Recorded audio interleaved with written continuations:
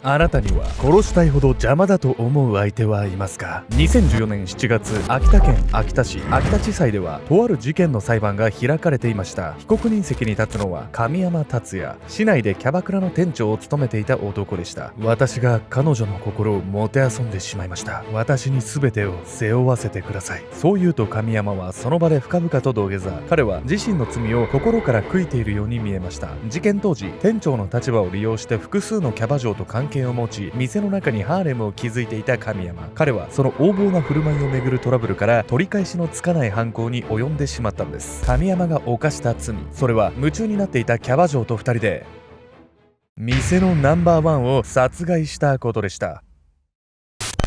自分を慕うキャバ嬢の心を巧みに操り、ナンバーワンを殺害した店長。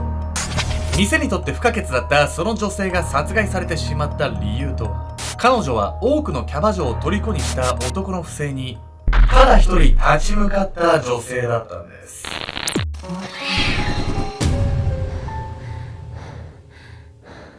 おそすけんちゃんです。みやみこです。というわけで、やみこさんね、はい、僕最近モグラっていうね、ドラマにハマってまして。モグラ何？トンネル掘るの話？そうなんですよ。もう一日で見ちゃって。なんかもう、ひたすらラップが上手いモグラが、地面をラップしながら突き進んで、地球のマントルにぶち当たったら、もうちょっと先進んで、結局ブラジルに出て、地球は丸かったっていうのを、ラップで証明したっていうね、とんでもない地球冒険譚なんですけど。とんでもない SF ね。ハリウッドがやってるんじゃないですか。はい。全部嘘なんですけど、簡単に言うとラッパーってよく薬捕まるじゃないですか。で、実話をベースに、警察がラッパーのグループの一員として、潜入捜査したんですよ。だから麻薬取締役官みたいなテーマの話なんです。そうそう。で、麻薬取締役官は潜入捜査のために、でも自分もラッパーにならないといけないから、なんかいきなりラップバトルさせられたりとか、主人公がハンニャ。主人公がハンニャさんなの？そうそうそう。そうなんだ。そうそうそう。だからなんか俳優もできるんだ。どこまで本当なのかわかんないけど、でもめっちゃおもろいじゃん。面白いよね。いきなりなんかよくわかんないラッパーの名前とか付けさせられて、いきなりバトルに出させられて、いきなりラップ歌わせられるんだけど、めっちゃうまいのよ、それ。そのハンニャさんがやってるからね、それは。そうそうそう。それハンニャさん自身の即興でやってんの？いや、それはないと思うけどね。ただ6話完結ですぐ見れるんで、皆さんもね、もしよければね、見てください。モグラップ。いや、モグラでしょ。今回ご紹介するのは、秋田県で起こった殺人事件について。この事件は、キャバクラの店長が自分の店のキャバ嬢と共謀して、殺人を犯してしまうんです。要するにそれってさ、店長が部下を動かして、人殺したってことでしょ？そうです。とんでもない店長じゃない。このね、男っていうのは、もうね、人を操ることに関してはめちゃくちゃ長けてたんです。キャバクラから遠く離れた山中で発見されたその遺体。殺害されたのは、人から恨みを買うなどとは到底かけ離れたけなげな女性だったんです。大好きな妹。2013年5月29日、秋田県秋田市太平八田。遠ざけ離れた山中に警察官が集まり、辺りは物々しい空気に包まれていました。見つかったぞ。供述通りだな。そう言い放った警察官の視線の先には、土の中から何かを包んだ毛布が顔を覗かせています。毛布の中身が傷つかないよう、丁寧に周りの土を掘り起こしていく警察官たち。完全に毛布が掘り出されると、彼らはようやくその中身を確認しました。土で汚れた毛布の中から姿を現したのは、きらびやかなドレスを身にまとった若い女性の遺体。うっそうと木々が生い茂る山中には場違いなその格好が夜食に従事しているであろう彼女の素性を物語っていました。女性の首には絞殺に使われたであろうビニール紐が巻きついたままの状態。一体誰がその紐を締め上げたんでしょうか。遺体が発見される約1週間前の5月23日、警察に1本の通報が入りました。娘が昨日の夜から帰ってこないんです。このままだとあの子は死んでしまいます。慌てた様子で話すその女性の娘とは、秋田市内のキャバクラ店で働く22歳の A さん。A さんは通勤時、いつも家族か従業員に送迎を頼んでおり、営業終了後はすぐに帰宅していました。ところがその日は朝になっても家に帰らなかったんです。そしてこのままでは娘が死んでしまうという母親の話は決して大げさではありませんでした。 A さんがいつも寄り道をせずにキャバクラから帰ってきていたのは、彼女が1型糖尿病を患っており、1日に数回のインスリン注射が必要だったため、通報の時点で注射の時間はとっくに過ぎており、母親の言う通り本当に命に関わる状況だったんです。重い病気を患っていることを思うと、帰りが遅くなるキャバクラの仕事を A さんが選んだことも少し不思議に感じますが、理由は単純でした。彼女がキャバクラで働いていたのは、自分の治療費で両親に負担をかけないため。また A さんにはネイリストになる夢ががあり、専門学校に通うためにお金を貯める必要がありました。 A さんは家族のため、そして自分の未来のために他のバイトよりも給料が高い夜の仕事を選んだんです。自分でね、自分の治療費をどうにかしようっていう考え方はほんと立派な方よね。そんな時ぐらい家族を頼ってもいい気はするんだけどね。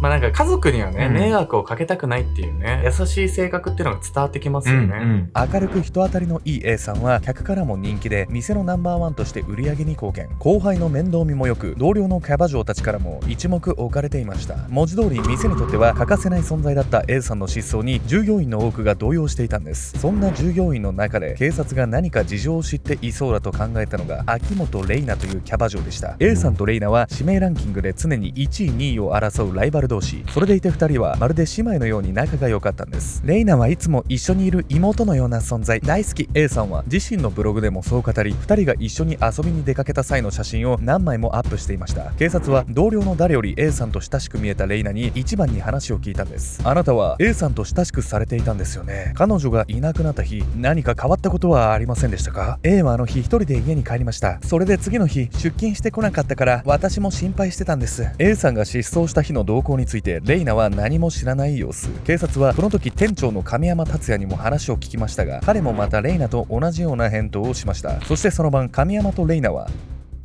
店の売上金を盗んで姿を消したんです。いや、ちょっとこれ自分たちが犯人ですって言ってるようなもんじゃない。しかも何、同僚の女性が姉妹ぐらい仲良かった友人だったってどういうことよ。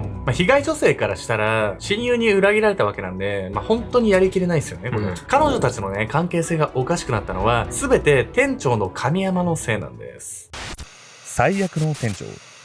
警察が事情聴取を行った日の夜、店長の神山とキャバ嬢の玲奈は店の売上金4万500円とシャンパンを持ち出し逃走。オーナーから通報を受けた警察は A さんの失踪事件に2人が関与していると睨み、神山と玲奈を特異行方不明者として全国手配しました。すると数日もしないうちに宮城県警から連絡が入るんです。神山達也と秋元玲奈を発見しました。車で仙台まで逃亡していた神山と玲奈、2人は現地まで出向いた秋田県警によって任意同行を命じられるんです。そして取り調べの中で玲奈は店長と一緒に A の遺体を捨てましたと供述。店から約12キロ離れた山中で A さんの遺体が発見され、彼女が神山と玲奈によって殺害されたことが明らかになったんです。気になるのはなぜ2人が A さんを殺害したかということ。ナンバーワンの A さんは店にとって不可欠な存在で、玲奈とは親友同士。一見して恨みに発展することはないように思えますが、 A さんは確かに2人と揉めていたんです。それは店長の神山と玲奈が交際していたからでした。キャバ嬢と店長が付き合うっていうのはなんかいろいろ周りの関係性も含めてさ、あんまりいい結果にはならなそうな気がするわよ。そもそもね、A さんから見れば神山っていうね、男が店長だよっていうのを抜きにしてもよ、もうただただその男のね、人間性とか含めても絶対に付き合っちゃいけない男だったんです。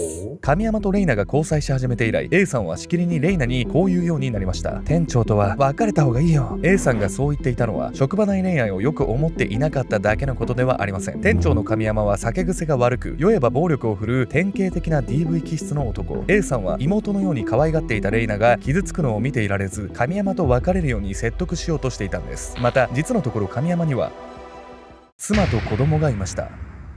妻子持ちの身でありながら何人ものキャバ嬢と関係を持っていた神山。そう、彼はいわゆる色恋管理で業績を上げようとする非常に悪質な店長だったんです。妻子持ち最悪じゃないのよ。しかも何、色恋管理ってさ、ちょっと下世話に聞こえるワードが出てきたわね。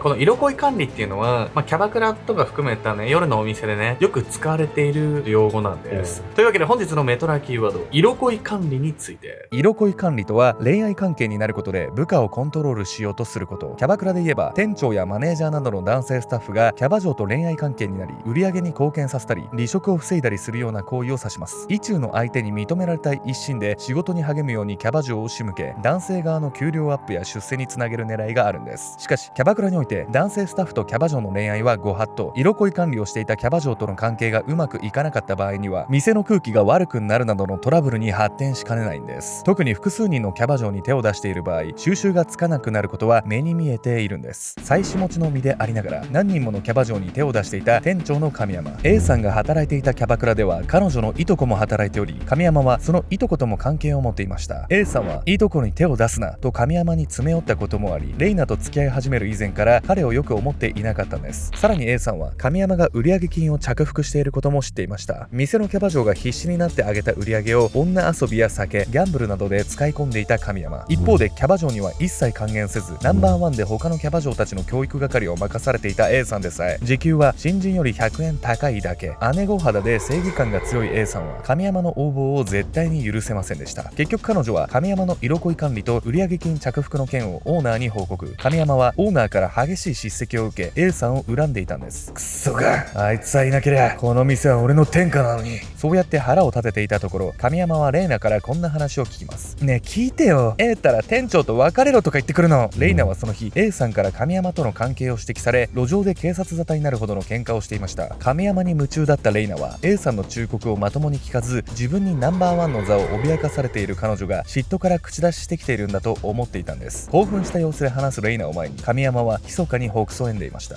こいつは使えるかもしれない。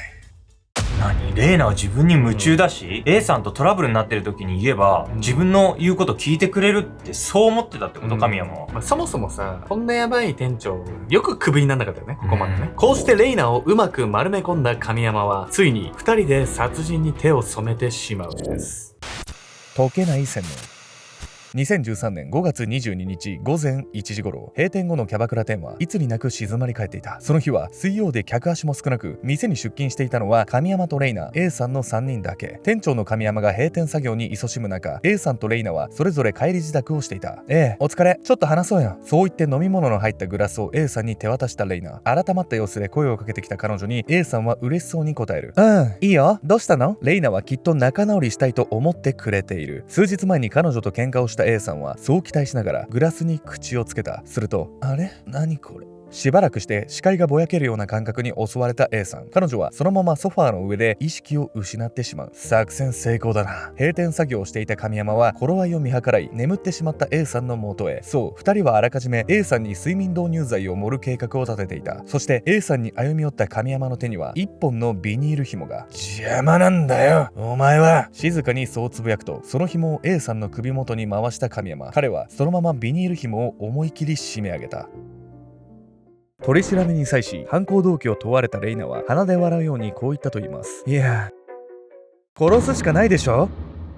だって A はうちらを潰したかったんだもん。あれこれ言われて逃げたら A の思うツボじゃん。複数人のキャバ嬢に手を出していた神山の横暴から親友のレイナを守ろうとした A さん。しかし神山から完全に洗脳されていたレイナは A さんが自分に嫉妬し陥れようとしていたと本気で思っていたんです。愛する神山のために殺人を犯した彼女にはたとえ逮捕されようと一切の悔いはありませんでした。その後もレイナは睡眠薬は私が使おうと提案したなどと犯行における自分の役割を大きく見せ、少しでも神山の原型につながるように振る舞い続けたんです。こんなクズ男のために親友を殺してね、で未だになおそのクズ男をかばってるって、もうほんとどうしちゃったのよ。なんか恋は盲目って言うけどさ、なんかその最たる例とも言えるよね、これ。なんか怖いよね。まあ、でもさ、殺人をかばうほど好きってさ、なんか好きが大きいから殺人もかばうっていうのもなんかね、おかしいけど、好きの大きさじゃない気がするよね。単に冷静に自分見れてなかったような気がする。なんか依存しちゃってるんだと思うわよ、私は。この男に対して。何かもうその男がいなくなったら自分の存在価値がないとまで思わされちゃってるんだと。